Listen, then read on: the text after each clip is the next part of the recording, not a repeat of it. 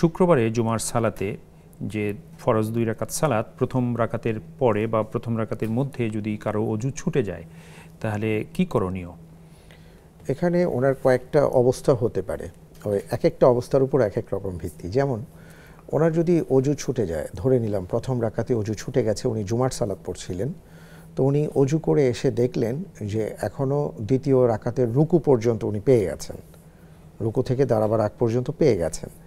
সবার মতই যে তিনি বাকি যে নামাজটা অর্থাৎ 1 রাকাত ছুটে গেছে তিনি 1 রাকাত আদায় করে নেবেন, জুমা পড়ে নেবেন। এটা মুসান্নাফে আবি শাইবার মধ্যে আব্দুল্লাহ ইবনে মাসউদ রাদিয়াল্লাহু তাআলা আনহু বর্ণনা। আর কেউ কেউ বলেছেন যে যদি তিনি তার অজু ছুটে যায়, উনি এসে সালাম ফেরাবার আগ পর্যন্ত যদি পেয়ে থাকেন তাহলেও তিনি শরিক হবেন এবং তিনি 2 রাকাত আদায় করবেন। কিন্তু যদি এসে দেখেন যে কোনো কারণে নামাজ ছুটে গেছে, শেষ হয়ে গেছে, আর আরেক দল ওলামায়ে কেরাম বলেছেন যে যদি দেখেন যে রুকু থেকে উঠে গেছে, দাঁড়িয়ে গেছে, তাহলে তিনি বাকি সালাতটা তিনি জোহরের সালাত আদায় করবেন। এই 3টা অবস্থার ভিত্তিতে ওনার ফতোয়া। রুকু থেকে দাঁড়িয়ে আমরা যখন বলি সামি আল্লাহু লিমান হামিদা রব্বানা ওয়ালাকাল হামদ হামদান কাসীরান তাইয়িবান মুবারাকান ফি, এটা কি আস্তে বলবো নাকি জোরে বলবো? কেউ যদি জোরে উচ্চারণ করেন জামাতে কোনো সমস্যা আছে কিনা?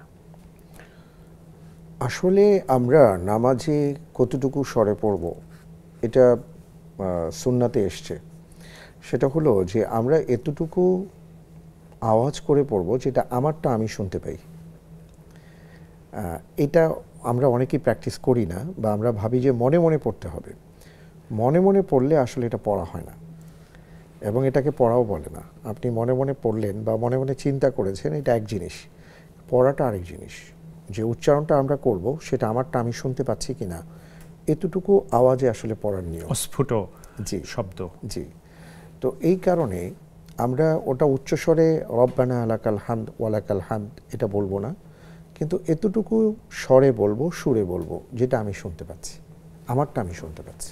সালাতে কেরাত তিনি বোধ করছেন যে তার কেরাত শুদ্ধ হচ্ছে না, তো সেই ক্ষেত্রে তিনি কি করণীয়? এবং সেই ক্ষেত্রে তিনি সূরা ফাতিহার সাথে শুধুমাত্র প্রত্যেক রাকাতে যদি সূরা ইখলাস পাঠ করেন তাহলে কি তার সালাত হবে কিনা?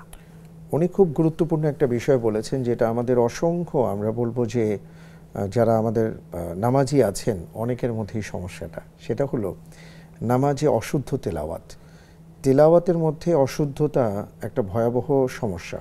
সেটা হলো অশুদ্ধ তিলাওয়াতের মাধ্যমে দেখা যায় যে অর্থ বিগড়ে যেতে পারে বা বিগড়ে যায়, যে কারণে আলেমদের মত হলো যে অন্তত পক্ষে আমরা নামাজে যে কটা সূরা পড়ি, যে সকল দোয়া পড়ি, সেগুলো যেন শুদ্ধ হয় সেটা আমাদের খেয়াল রাখা দরকার, এবং অবশ্যই শুদ্ধ করে পড়ার চেষ্টা করতে হবে। এটা আমাদের জন্য ফরজ, এটা কিন্তু ফরজ, কিন্তু আমরা অনেকে হয়তো অনুধাবন করতে পারি না। যাই হোক, তো তিনি যেটা বলেছেন, কারো যদি চেষ্টাই না থাকে তাহলে তার নামাজটা হবে কি হবে না সেটা যথেষ্ট রকমের প্রশ্নবিদ্ধ ব্যাপার। কিন্তু কেউ চেষ্টা করছেন কিন্তু তার পড়াটা শুদ্ধ না, চেষ্টা করে যাচ্ছেন, এই ক্ষেত্রে আশা করা যায় আল্লাহ তাআলা তাকে ক্ষমা করবেন, তার নামাজকে আল্লাহ কবুল করবেন। চেষ্টা থাকতে হবে।